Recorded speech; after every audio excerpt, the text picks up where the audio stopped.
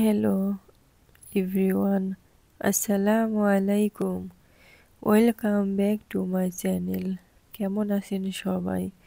I hope সবাই ভালো আছেন, সুস্থ আছেন। আমরাও আলহামদুলিল্লাহ ভালো আছি। নতুন দিনে নতুন আরেকটি ডেলি ব্লগ নিয়ে চলে এলাম। আমি নাটোর থেকে বলছি। আমি সকালবেলা উঠে বুঝতে পারছিলাম না আজকে কি রান্না করব। তো মেয়েদের কিন্তু প্রতিদিনের ডেলি কাজ বুঝতে পারে না, তখন দেখা যায় ঠিক হয়ে যায়। যেটাই রান্না হোক তখন সে সময় মতো রান্নাটা কমপ্লিট হয়ে যায়, পরিবেশনটা হয়ে যায়। তো এটাই হলো আসল কথা। এমনটা সব মেয়ের ক্ষেত্রে হয়, শুধু আমার ক্ষেত্রে না। তো ঠিক তেমনটাই আজকে আমারও হয়েছিল। যদিও সবজি বাজার সদাই মোটামুটি সবই আছে, তারপরে ভাবতেছি বাচ্চারা কি খাবে, কি রান্না করে দিব। তো তখন ওরা ঘুমিয়ে আসছিল, আমি তখন ভাবনা টেনশনের মধ্যে পড়েছিলাম। তো হঠাৎ করে মনে হলো তরকারি মানে একটু একটু আসছিল, তো হালকা কিছু দেখি তো করা যায় নাকি। তো দেখলাম ওদের আবার আলু দিয়ে ডিম, নতুন আলু দিয়ে ডিম রান্নাটা খুব প্রিয়। তো দেখলাম যে এই ফাঁকে তাহলে এখন এই সুযোগটা আমি ওটাই রান্না করি, ঝালটা একটু চড়া দিই। জানি না ইদানিং আমার বড় ছেলেটা একটু ঝাল চড়া করে খাইতে চাই। যে কোনো খাবারই হোক না কেন ঝাল হতে হবে, আর ঝালটা বেশি হতে হবে। তো যাই হোক, আমি নতুন আলু দিয়ে শুরু করে দিলাম রান্নাটা। আর সেদিন আমি রান্না করেছিলাম মাছের মাথা, লেজ, এগুলো অংশ থেকে গেছিলো।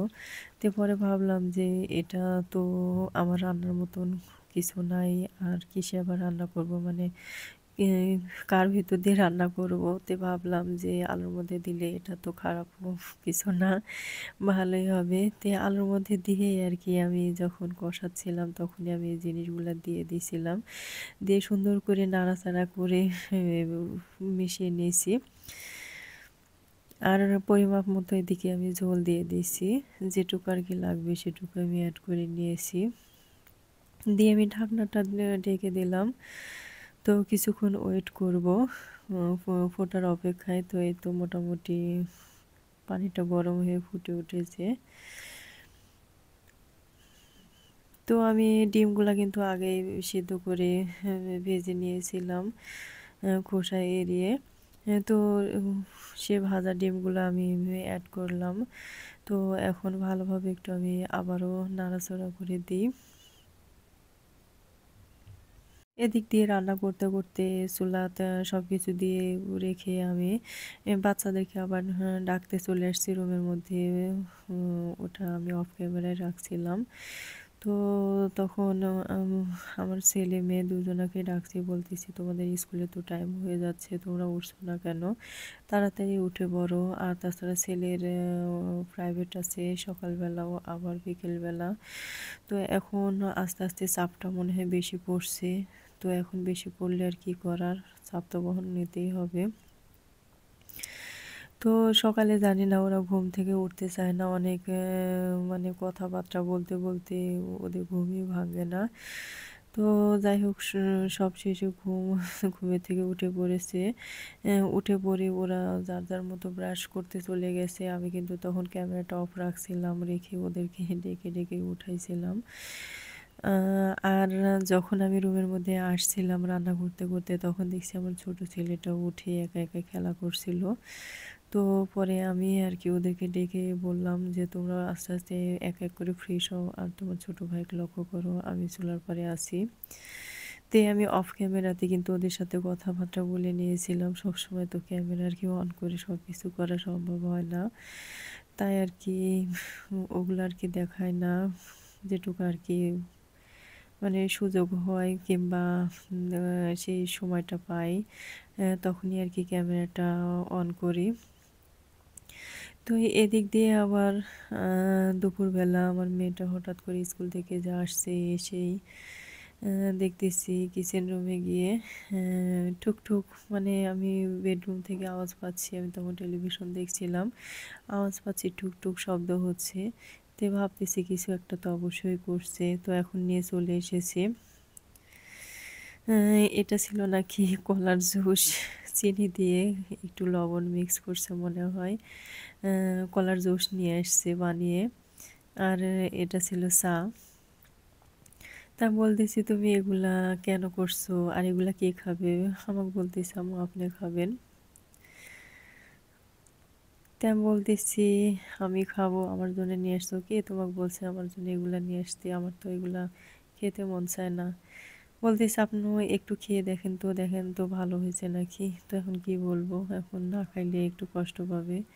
তো কলার জুসটা আমি একটু খাইলাম। তো যাই হোক মাশাল্লাহ ভালো লাগলো। তো বললাম না ভালো হয়েছে, বাকিটা আমি আর ছেড়ে দিয়েছি যে তুমি দেখো খাইলে খাও, না হলে রেখে দাও। তো এটাই আর কি, বাচ্চারা কত রকম করে কত কিছু করতে চায়। আর এদিক দিয়ে রাতের বেলা সন্ধ্যার পর পরে আমি ছেলেকে নিয়ে একটু সেলুনে গেছিলাম। অনেক বড় চুল হয়ে গেছে, আর তাছাড়া ওই সময় পায় না, সকালে টিউশন, তারা টিউশন করে আবার স্কুল, আবার পরে প্রাইভেট। তো এখন আমি একজনের কাছে ফোন দিলাম, বলতেছে হ্যাঁ সেলুন খোলা আছে। তো যাই হোক সেলুন থেকে আসার পরে বাসার সঙ্গে নতুন একটা রেস্টুরেন্ট উদ্বোধন করেছে। রেস্টুরেন্টটা যদিও বেশি দিন হচ্ছে না, অল্প দিনই হচ্ছে শুরু করেছে। তে এখন ছেলেকে বললাম তুমি কিছু খাবে নাকি?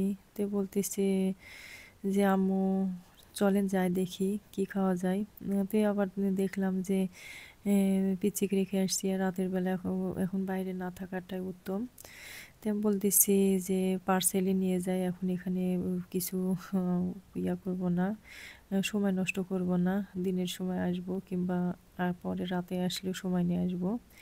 যাই হোক পার্সেলটা নিয়ে আসলাম, নিয়ে এসে মানে বের করে সবাই পরিবেশন করছি একটু একটু করে।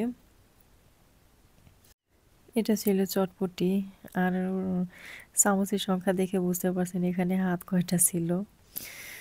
যাই হোক এদিকে সে পুরাতন কথাটাতে চলে আসি আবারও, যে ভিডিও দেখছেন কিন্তু এখন একটা লাইক দেন নাই, প্লিজ একটা লাইক দিয়ে আমার ভিডিওটি কন্টিনিউ করুন। আর আপনি যদি নতুন হয়ে থাকেন প্লিজ আমার চ্যানেলটি সাবস্ক্রাইব করে দিবেন। সাবস্ক্রাইব করে পাশে থাকা বেল বাটনের অল অপশনটি প্রেস করে দিবেন। তাহলে আমি যখনই ভিডিও ছাড়বো নোটিফিকেশনটি চলে যাবে, আপনি আপনার সময় সুযোগ নিয়ে ভিডিওটি দেখতে পারবেন। আর অলরেডি যারা কাজটি করেছেন তাদেরকে অসংখ্য অসংখ্য ধন্যবাদ জানাই। এদিক দিয়ে চটপটিটা খাওয়া শেষ করে আমরা যার যার মতো ছেলে মেয়েকে আমি পড়তে দিয়ে দিয়েছি। আর আমি চুলার পাড়ে চলে এসেছি। আমি তরকারি কাটতে কাটতে আর কি ছেলেকে নিয়ে গেছিলাম বাজারে, আর বাকিটা আমার মা আসছে। তো মাকে বলে গেছিলাম যে দেখো যদি কাটতে পারো কেটো, আর তাছাড়া আমি আসতেছি এখনই, এসে আমি রান্নাটা করব। তেপুয়ের ফলটা আমার কাছে কিন্তু ভালোই লাগে। ফ্রিজে ছিল, যখন আসছিলাম তখন নিয়ে আসছিলাম, আর তাছাড়া মা নিয়ে আসছিল কিছু। তে এগুলো সব মিক্স করে আর কিছু আলু দিয়েছিলাম, দিয়ে আমি সুন্দর করে এগুলা ফুলকাগুলা সরি পুঁইয়ের ফলটা আমি ভাজা ভাজা করে নিয়েছিলাম। আমি কিন্তু এখানে বেগুন কোনো কিছু অ্যাড করি নাই, দুটা জিনিসই, সেটা ফল পুঁইয়ের ফল আর হলো আলু। তো এটা আমি ভাজা ভাজা করে নিয়েছিলাম, খুব স্বাদ হয়েছিল কিন্তু। তে গরম গরম ভাতে এটা আর মা একটু নিয়ে আসছিল ভুড়ি, মানে এটা ওটা নিয়ে আসছিল। যাই হোক এগুলো আর কি দেখানো হয় নাই। তো আমরা এগুলো খাওয়া দাওয়া কমপ্লিট করে নিয়েছিলাম। আর এদিক দিয়ে আমার ভিডিওটা কে কোথা থেকে দেখছেন জানি না, কিন্তু সবাই ভালো থাকবেন, সুস্থ থাকবেন, এবং আমিও আমার পরিবারের জন্য সবাই দোয়া করবেন। আজকের মতো ভিডিওটা এখানেই আমি শেষ করছি। আল্লাহ হাফেজ। আসসালামু আলাইকুম।